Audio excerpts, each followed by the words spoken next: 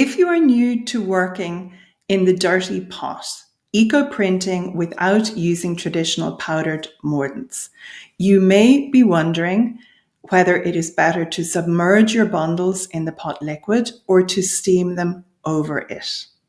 This is particularly true if you have come from that more traditional way of working where you have been mordanting your fabric.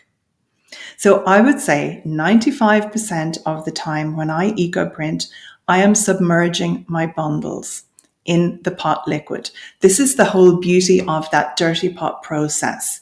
We are harnessing the composition of our metal pot and whatever is in the liquid, including rusty metal, to help achieve long-lasting, colourful prints that will be washable and colour fast. We are not using the traditional powdered chemicals to prepare our fabric beforehand.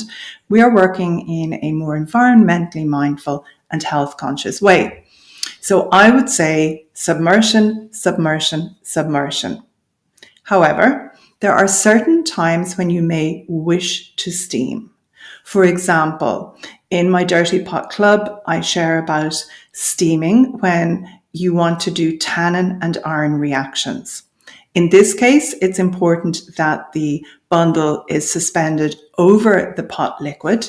You can still process over the dirty pot liquid, but you don't want the piece to be directly in contact with what's in the pot.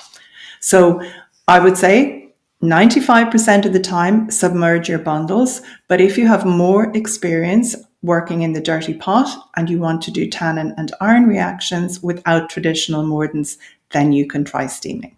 So have fun and create some beautiful prints.